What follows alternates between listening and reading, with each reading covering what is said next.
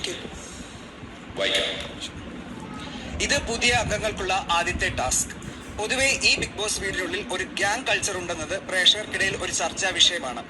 ഇത്രയും നാൾ പുറത്തുനിന്ന് ഈ ഷോ കണ്ടുവന്നവരെന്ന നിലയ്ക്ക് പുതുതായി വന്ന 5 പേർ ഓരോരുത്തരായി വന്ന് ഈ വീട്ടിൽ ഗ്യാങ് കൾച്ചർ സജീവമായി ഉൾപ്പെട്ട് കുതന്ത്രങ്ങൾ മെനയുന്നു എന്ന് തോന്നുന്ന ഒരാളെയും ഈ ഗ്യാങ് കൾച്ചറിനെ കുറിച്ച് അറിഞ്ഞിട്ടും ഒന്നും മിണ്ടാതെയും കണ്ടില്ലെന്ന് നടിച്ച് തുടരുന്നു എന്ന് തോന്നുന്ന ഒരാളെയും ഈ വീട്ടിൽ നിൽക്കുന്നത് കൊണ്ട് ഒരു ഗുണവുമില്ലെന്നും വളരെ ബോറിംഗ് ആണെന്നും തോന്നുന്ന ഒരാളെയും കുറിച്ച് കാരണസഹിതം പറയുക.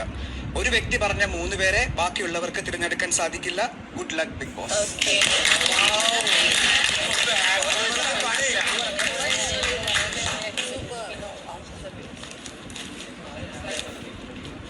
ആദ്യം പറഞ്ഞത് എന്തായിരുന്നു? ഒന്നുകൂടെ 3 കാര്യങ്ങളൊന്ന് പറയാമോ? ഒരു മെൻഷൻ ചെയ്യുന്നത്.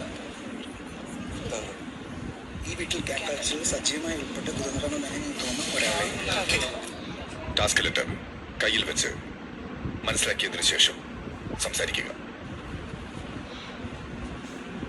ഓക്കെ, ഗ്യാങ് കൾച്ചർ നല്ല രീതിയിൽ ഉണ്ടാക്കുന്ന ഒരാളെന്ന് തോന്നിയത് അക്ബറാണ്. അത് കണ്ടിട്ടും കണ്ടില്ല എന്ന് നടിക്കുന്ന ഒരാള് ബിനിയാണ്. കാരണം വ്യക്തമായി പറയുക. അക്ബർ ഇരുന്നിട്ട് അപ്പാനി ശരത്തിന്റെ കൂടെ ഇരുന്നിട്ട് നല്ല രീതിയിൽ കമന്റ് ചെയ്യാറുണ്ട്.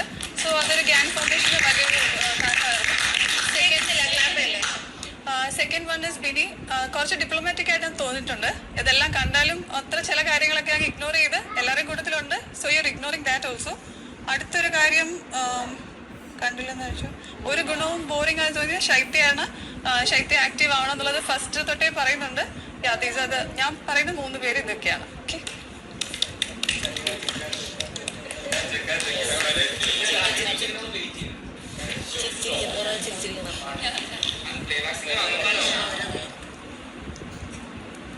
ഓക്കെ, ഗ്യാങ് കൾച്ചർ പറഞ്ഞ പേര് പറയാൻ പാടില്ല.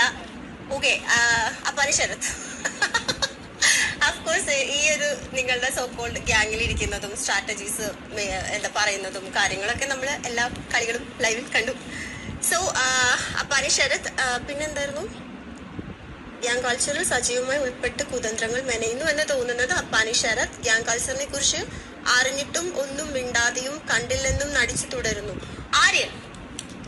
ആര്യൻ ആക്ച്വലി എല്ലാ ഗ്യാങ്സിനെ കുറിച്ചിട്ടും എല്ലാ ആളുകളെ കുറിച്ചിട്ടും വളരെ കറക്റ്റായിട്ട് അറിയാം. പക്ഷെ പല സാഹചര്യങ്ങളിലും അത് കണ്ടിട്ടും കാണാത്ത പോലെ ഫേവറിറ്റിസം പലപ്പോഴും കാണിക്കുന്നതായിട്ട് തോന്നിയിട്ടുണ്ട്. ഈവൻ ക്യാപ്റ്റൻസി ചെയ്ത സമയത്താണെങ്കിലും ഫേവറേറ്റ് ആയിട്ടുള്ള ആളുകൾ ഉറങ്ങിയിട്ടില്ല, ജസ്റ്റ് കണ്ണടച്ച് കിടക്കുമായിരുന്നു. അങ്ങനെ ഒരുപാട് കാര്യങ്ങൾ കണ്ടിട്ടുണ്ടായിരുന്നു.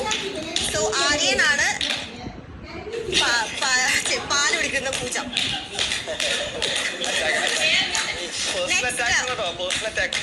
അല്ലല്ല, സീരിയസ്ലി നോ. നെക്സ്റ്റ് വൺ ഒരു ഗുണവും ഇല്ല, വളരെ ബോറിംഗ് ആണെന്ന് തോന്നുന്നത് രേണുസുതി. ഈ വീട്ടില് 72-71 ക്യാമറ ഉണ്ടായിട്ടും എങ്ങനെയാണ് അതിലൊന്നും പെടാതെ പിടിച്ചു നിൽക്കുന്നത്? അത് കഴിവല്ല, കഴിവുകളാണ്. സോ ദാറ്റ്സ് രേണുസുതി. Thank U.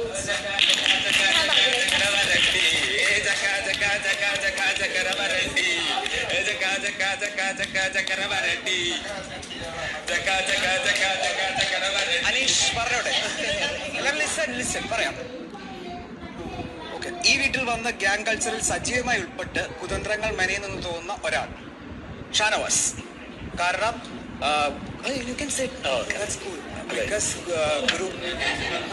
ഗ്രൂപ്പുകൾ ഇല്ലാന്ന് വിചാരിച്ചിട്ട് ഗ്രൂപ്പ് ഉണ്ടാക്കിയ ആളാണ് ഷാനവാസ്. ഈ ഗ്യാങ് കൾച്ചറിനെ കുറിച്ച് അറിഞ്ഞിട്ടും ഒന്നും മിണ്ടാതെയും കണ്ടില്ലെന്ന് നടിച്ചും തുടരുന്നു എന്ന് തോന്നുന്ന ഒരാൾ